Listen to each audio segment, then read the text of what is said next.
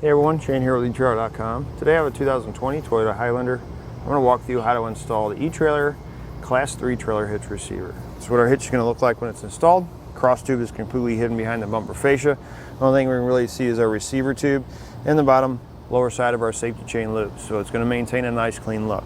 It's going to be a steel construction. It's going to have a black powder coat finish. It's going to hold up really well against rust and corrosion. Adding a Class 3 hitch like this on your vehicle is going to give you a lot of different options. Maybe you want to put a bike rack on. Maybe you have a few bikes, you're tired of loading them inside, you really don't want to get a bike rack for the roof.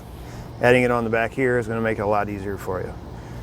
Cargo carrier, get some items from inside, put them on the cargo carrier, make a little bit more room for your passengers, or maybe you just want to bring a few extra items with you on your trips.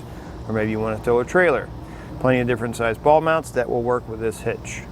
2" by 2" receiver tube opening, reinforced collar, give us a little extra stability there. The 2" by 2" receiver tube opening is going to give us, again, a lot of different options for hitch mount accessories. Hitch pin hole is going to be 5/8 inch in diameter. It's going to take a standard 5/8 hitch pin. Pin and clip does not come with a hitch, however they can be found here at eTrailer as well. Safety chain loops are going to be plate style. You can see how they're kind of angled. Very large openings, so it's going to accommodate some of those larger size safety chain hooks. We're going to have 500-pound max ton weight. It's going to be the downward pressure on the inside of the receiver tube. So whether you're putting the cargo carrier on, ball mount, or even a bike rack, make sure you're not exceeding that. We're going to have a 5,000-pound gross trailer weight, which is a trailer plus the load included. Always check the owner's manual of the vehicle. Make sure the vehicle can withstand that amount of weight. You're going to go with the lowest number between the vehicle and the hitch. Now, as far as how much spacing we have, from the center of our hitch pin hole to the outermost part of our fascia, it's going to be about 2.5 inches. Keep that number in mind for any of the hitch mount accessories like your bike racks and cargo carriers. They're going to fold up. You want to make sure they're not going to make contact. From the ground to the top innermost part of the receiver tube opening, it's going to be about 16 inches. Keep that number in mind for any of the hitch mount accessories. It may require a little bit more ground clearance. Now that we've gone over some of the features, let's walk you through how to get it installed. Start your installation.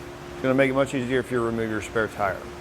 And what we're going to do is we're going to move both appearance panels, driver and passenger side. We're going to have some push pin fasteners. We're also going to have some 10mm head bolts. Doesn't matter what side you start on.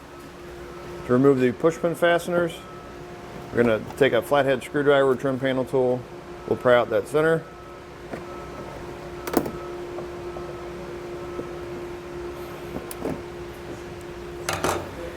That one here. And then we'll have a 10mm bolt here, here, and here.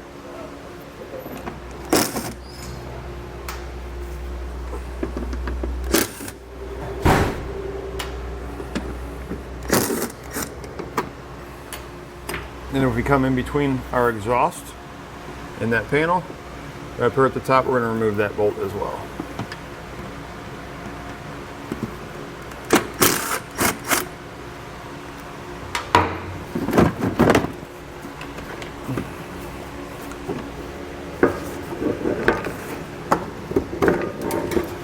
And we'll just set the panel aside, and then we're going to remove our driver's side as well.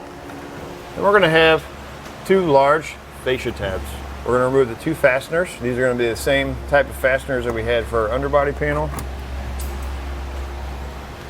One on the driver's side, one on the passenger side. What we're going to do is we're going to take those and we're going to fold them down just like that. We'll take an 11/16 socket on our passenger side. We're going to remove this metal tab here.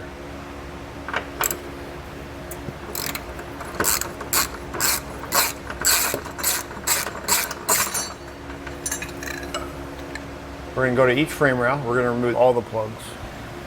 We're going to do this again on each frame rail. These two, flathead screwdriver, will just spin those. And then the rubber ones, we'll just pop those out. On the driver's side, we're going to remove all the plugs. Then with an extra set of hands, we're going to raise our hitch into place.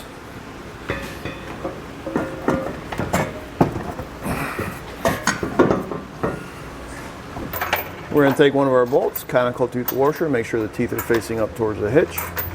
We're going to thread one into each one of the holes. One on each side will hold the hitch up in place, and then you can install your remaining hardware. Then we're going to take our fascia tab that we removed, We're going to slightly pull down the back edge of our hitch, and we're going to slide it in between the hitch and the frame rail, and then install the new hardware into the existing weld nut.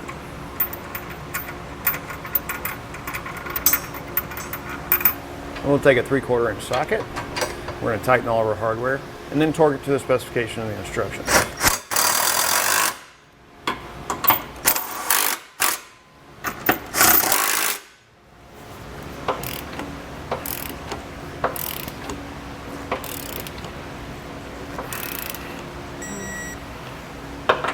We can reinstall our 2 fascia tabs.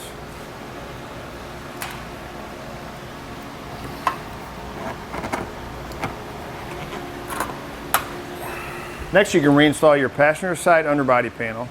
Driver side will be required to be trimmed if you're going to be reinstalling it. Our customer chose not to have it trimmed, so we're just going to be installing our passenger side. Install your spare tire, and then you're ready to go. You can do it for a look at an installation on the etrailer.com Class 3 trailer hitch receiver on 2020 Toyota Highlander.